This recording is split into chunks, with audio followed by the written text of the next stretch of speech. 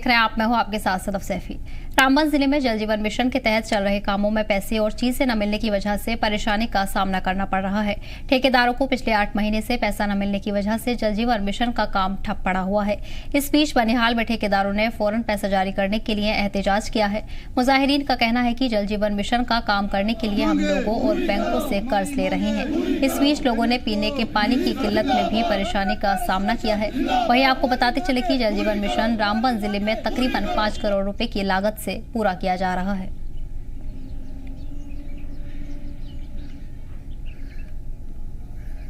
लोगों के जहन में ये बात जा चुकी है, घर घर नल। लोगों की पुरानी लाइनें जो थी वो भी खत्म।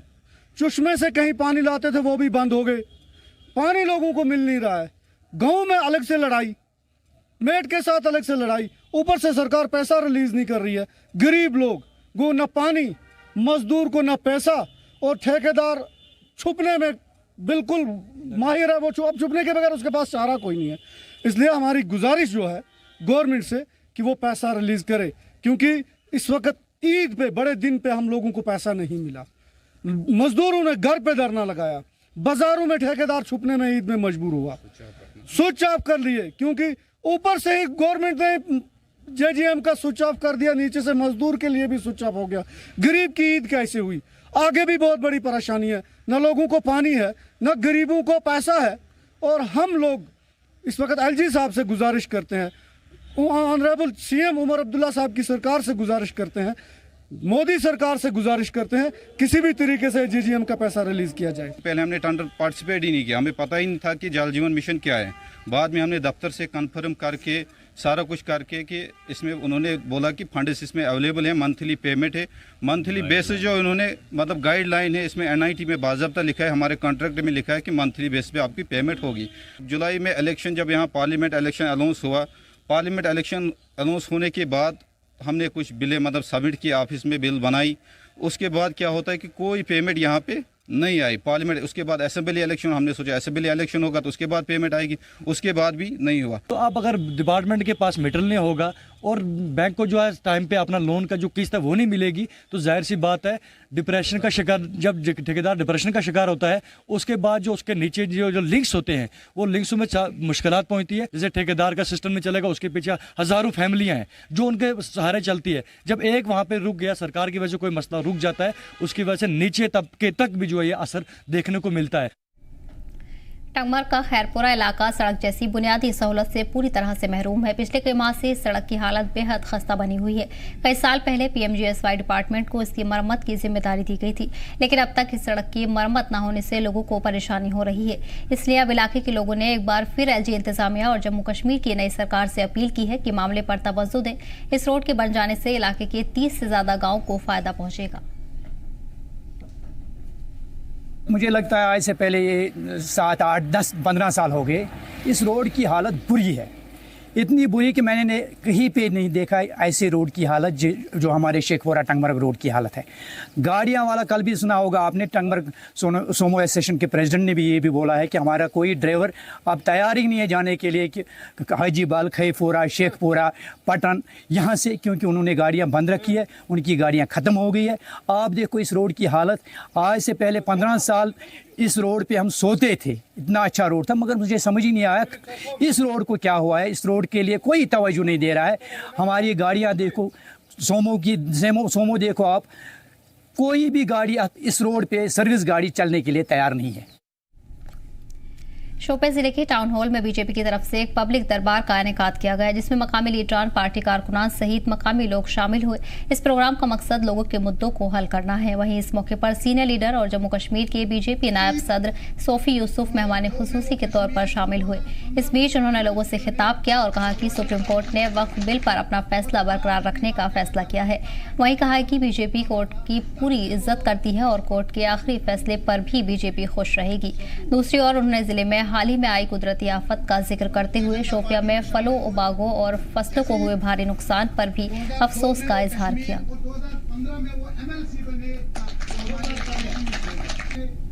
मैं कहना चाहूंगा शोपियां में भी बहुत सारी ऐसी वक्फ की प्रॉपर्टी है जिनके पास, ठेकेदारों के पास दुकानें हैं। एक आम इंसान एक दुकान का किराया 10,000 रुपया पर मंथ देता है, और जिसके पास वक्फ का दुकान है वो 1 साल के लिए 5,000 देता है, वो ठेकेदारों को ये जो निकल जाता है वहां अंदर से, तो मुझे लगता है कि वो इस पे जो है परेशानी कर देते हैं। अदरवाइज जो मोदी जी ने किया है, मोदी जी ने, ये मुसलमानों की प्रॉपर्टी है, मुसलमान के बच्चों को इसका सिला मिलना चाहिए, मुसलमान के गरीब तबके को इसका सिला मिलना चाहिए, ताकि उन ठेकेदारों के जेब में नहीं जाना चाहिए जो ठेकेदारों ने 1947 से आज तक इसको लूटा है।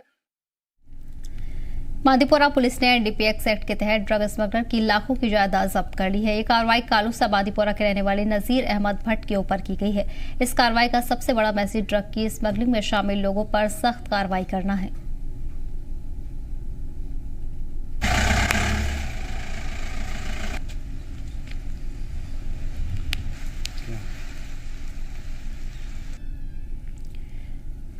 और फिलहाल आपको बता दें कि ड्रग स्मगलर्स के खिलाफ बड़ी कार्रवाई जारी है, जहां तमाम मुहिम पुलिस अमले की तरफ से चलाई जा रही है। इस दौरान ड्रग स्मगलर्स की लाखों की जायदाद जब्त की गई है। ये कार्रवाई कालूसा बांदीपोरा के रहने वाले नजीर अहमद भट्ट पर की गई है। इस दौरान पुलिस की तरफ से लगातार निगरानी बनाई जा रही है, बड़े पैमाने पर मुहिम चलाई गई है, जहां लगातार कार्रवाई देखने को मिल रही है। साथ ही साथ आपको बता दें कि बांदीपोरा पुलिस की तरफ से मुस्तैदी लगातार जारी है। एनडीपीएस एक्ट के तहत ड्रग स्मगलर्स की लाखों की जायदाद भी जब्त की गई है।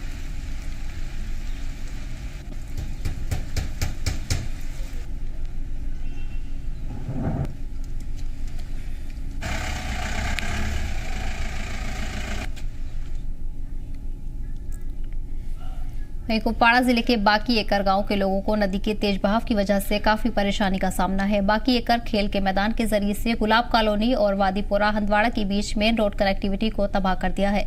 मकामी किसानों ने हालात पर काफी अफसोस जाहिर किया है और इंतजामिया से जल्द तवज्जो देने की अपील की है।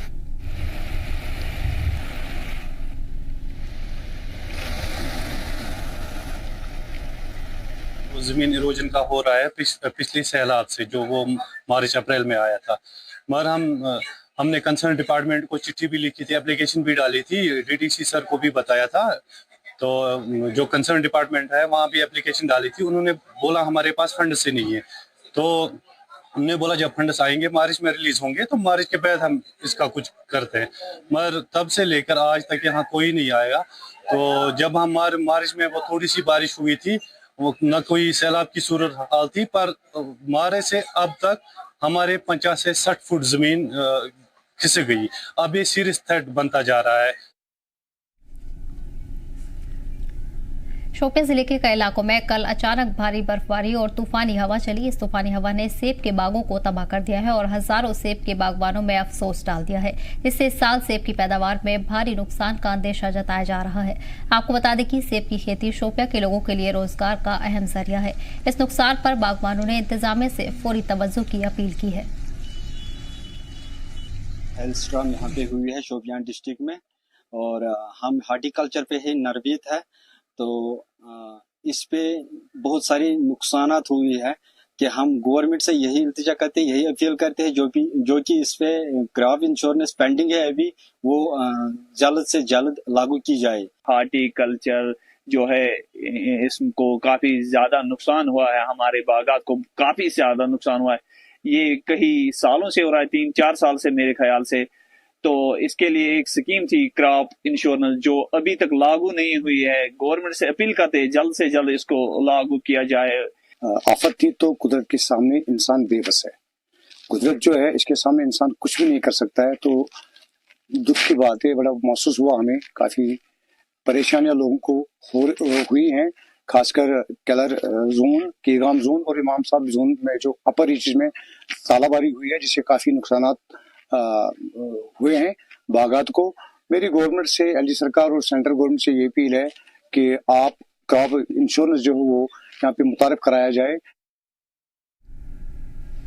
शोपियां जिले के जैरापोरा के मुख्तलिफ इलाकों में फसलों को हुए नुकसान के बाद एसडीएम बिलाल अहमद ने आज मुतासिर खेतों का अचानक मुआयना किया। इस दौरे के दौरान उनके साथ तहसीलदार बरपुक इमाम शाही और एसडीओ भी मौजूद रहे, जिन्होंने नुकसान का आकलन किया और परेशान किसानों से भी खास बातचीत की है। मीडिया से बात करते हुए एसडीएम बिलाल अहमद ने हालात पर अफसोस जाहिर किया है। कम्युनिटी ने पूरी तरह से मदद का यकीन दिलाया है। इस बीच उन्होंने मुतल्लिक अफसरान को हुए नुकसान की रिपोर्ट तैयार करने के ऑर्डर जारी किए हैं, ताकि वक्त पर मामलों को हल किया जा सके। हमारे कुछ जो सब डिवीजन में इलाके आते हैं जिसमें थायरन है या मोहनपुरा है या आसपास के गांव हैं, हम हर एक गांव में जा रहे हैं। कोशिश हमारी यही है हम लोगों तक पहुंचे और कोशिश करें कि जो उनका नुकसान हुआ है उसका फर्स्ट हैंड हम असेसमेंट करें। इसमें जो असेसमेंट का प्रोसीजर रहता है इसमें हमारी टेक्निकल टीम्स होती है जिसमें एग्रीकल्चर, हॉर्टिकल्चर, रेवेन्यू का सारा स्टाफ इकट्ठे जाके बाग बगीचों में जाके एक एक जमींदार का सारा देख के उसका असेसमेंट करते हैं। और फिर जो आप कह रहे हैं रिलीफ में एक अपना प्रोसीजर होता है। उस प्रोसीजर के तहत अगर 33% के अबो डैमेज हमें जो हमारी टेक्निकल टीम है इन्होंने दे दिया तो इनको फिर रिलीफ के लिए क्वालिफाई करेंगे। श्रीनगर के गगरीबल में एसीबी ने बड़ी छापेमारी की है। इंतजामिया कमेटी की शिकायत पर यह छापेमारी की गई है जहां इफ्तिखार के ऊपर कानूनी कार्रवाई शुरू की गई है। बता दें कि एसीबी श्रीनगर में गगरीबल श्रीनगर में मस्जिद शरीफ की इंतजामिया कमेटी की शिकायत पर जांच के बाद इफ्तिखार के ऊपर कानूनी कार्रवाई शुरू की गई है। शिकायत में इल्जाम लगाया गया है कि डल झील के कस्टोडियन की लगभग 12 कनाल जमीन पर कई मंजिला होटल की इमारत बनाने का इल्जाम है। एसीबी एसएसपी जावेद हसन भट्ट ने मुलजिम के बारे में मीडिया को जानकारी दी है। उन्होंने कहा है कि मुलजिम के खिलाफ कानूनी कार्रवाई की जा सकती है जिसके तहत ये कदम उठाए जा रहे हैं। फिलहाल आपको बता दें कि इफ्तिखार के ऊपर कानूनी कार्रवाई शुरू कर दी गई है। पुलिस का अमला मौके पर तैनात है और एसीबी की तरफ से कार्रवाई का सिलसिला शुरू हो चुका है। श्रीनगर के गगरीबर में एसीबी ने छापेमारी की है जहां इंतजामिया कमेटी की शिकायत पर रेड की गई। इसी साल के हमारे 2 ट्रैप्स हैं। अब ट्रैप की पहले हम बात करेंगे। ट्रैप का हमने एक कंगन में किया कुंड एरिया में, दूसरा हमने recently with in heart of the city में किया अलीजान कॉम्प्लेक्स में, जिसमें हमने एक गिरदावर और एक दूसरे नंबरदार को पकड़ा। अब उसमें दिक्कतें क्या आती हैं? अब मैं अक्सर एसीबी के ऊपर ये शिकायत रहती है कि बड़े अफसरों पे आप हाथ नहीं डाल पाते हैं। उसका जवाब सिर्फ ये है कि बड़े अफसरों का मोडस ऑपरेंडी चेंज हो गया है। अब जितनी तालीम होती है उतना मोडस ऑपरेंडी सख्त होता जाता है। अब ट्रैप के लिए आपको ज़रूरत 3 चीज़ें होती हैं। एक तो होती है डिमांड, ओकेजन और रिकवरी। डिमांड आपके पास है, आदमी आता है आपके पास, जनाब अली ये पैसे लेता है। उसके बाद ओकेजन उसके पास है, कोई काम है उसका, उसके बाद रिकवरी होनी है। हंदवाड़ा और आसपास के इलाकों में भारी बारिश के साथ साथ बर्फबारी भी शुरू हो गई है जिससे दैनिक जीवन में काफी रुकावट पैदा हो गई है। मौसम में अचानक आए बदलाव की वजह से कई निचले इलाकों में पानी भर गया है, साथ ही साथ लोगों को भी मुश्किलात पेश आ रही हैं। आपको बता दें कि इस दौरान आम जिंदगी मुतासिर हो रही है। इस वजह से मकामी किसानों को भी परेशानी का सामना है।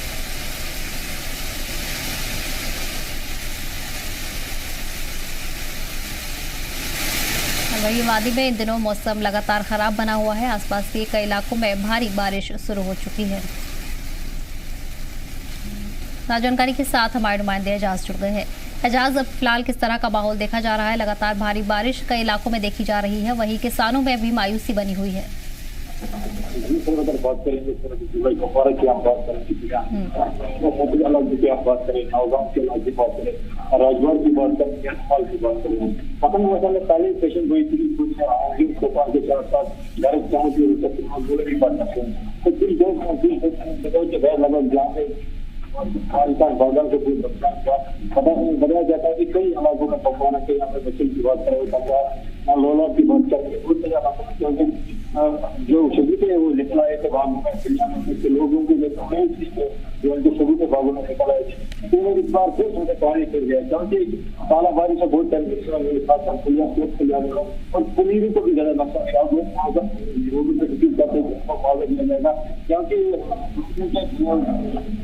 नहीं होती थी जो हरियाली शुरू होता था फसल बागवानी की शुरू होता था, कहीं न कहीं वहाँ पे पानी फिर गया।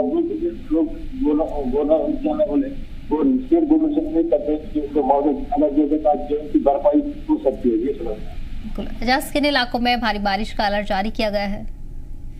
जी सर, अगर बात करें तो सारे जो कुपवारा की आप बात करेंगे, जो पता हुआ इलाका है कि पहले डिस्ट्रिक्ट एडमिनिस्ट्रेशन की तरफ से जो है जैसे कुपवारा इन्होंने अलर्ट जारी किया कि आप बताए रखा चाहे पुलिस की बात करें, रेवेन्यू डिपार्टमेंट की हम बात करें या जो भी डिपार्टमेंट है अपने नंबर जो है वो सोशल मीडिया के जरिए माध्यम से लोगों से वो लोगों को इमारत किया कि वो घर में बाहर आने के क्योंकि इसका जो घर चमक फूले पड़ने के भी खतरे हैं। तो लेकिन अगर वही बात करें कि जो बारिश का सिलसिला लगातार जाइए, कई नदियों का दौरा भी किया है।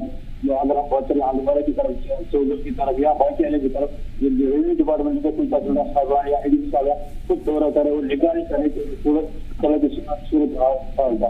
तो वही अगर बात करें कि जो तालाबारी हुई उसको काफी अच्छा हुआ था, तो वहाँ के जिम्मेदार और मेवा बाड़ा जो मेवा बाड़ा से जुड़े हुए लोग हैं। इसके अलावा किसानों को भी भारी परेशानी है, इस वक्त किसानों में मायूसी बनी हुई है, क्या रुख देखा जा रहा है इंतजामिया का? जी सर, अगर बात करेंगे जो आज का जो लगभग कल शाम से एडवाइजरी जारी की है, वो 2 दिन की एडवाइजरी जारी और कल आज की, तो वही आज जो कई इलाकों में जो तालाबारी हुई है, जो काफी नुकसान हुआ था सब किसानों को, जिम्मेदार लोगों को। तो अब देखने वाली बात होगी क्या एडमिनिस्ट्रेशन या जो हुकूमत है वो क्या टाइम टेस्टिंग दी गई इलाकों का दौरा करेंगे, लगा सकते हैं कि जो लोगों को नुकसान भरपाई हो सकती है। ठीक है एजाज, जानकारी के लिए बहुत बहुत शुक्रिया। बढ़ेंगे अगली खबर की। कटरा के पैथल ब्लॉक के गांव पैथल में पुराने और ऐतिहासिक तालाब में पुरस्कार तौर पर मछलियां मर रही हैं। बड़े पैमाने पर होने वाली मछलियों की मौत से इलाके के लोगों में अफसोस बना हुआ है। लोगों का कहना है कि इस तारीखी तालाब का पानी किसी ने गंदा कर दिया है, जिससे बड़े पैमाने पर मछलियों की मौत हो रही है। लोगों ने इंतजामिया से इस तालाब की सफाई को यकीनी बनाने की अपील की है।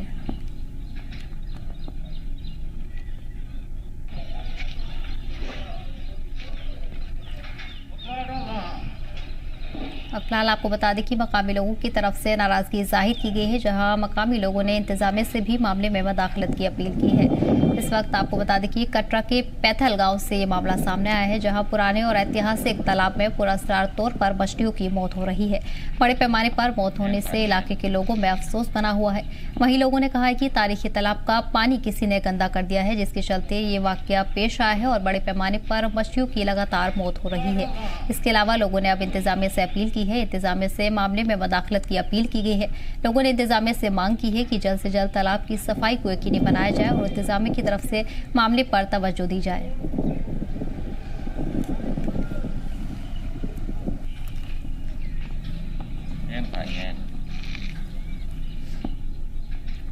और फिलहाल आपको बता दें कि बड़े पैमाने पर मछलियों की मौत हो रही है, जिसके चलते मकामी लोग परेशान हैं। इंतजामिया से भी लोगों ने नाराजगी जाहिर की है और जल्द से जल्द मामले पर तवज्जो देने की मांग की है।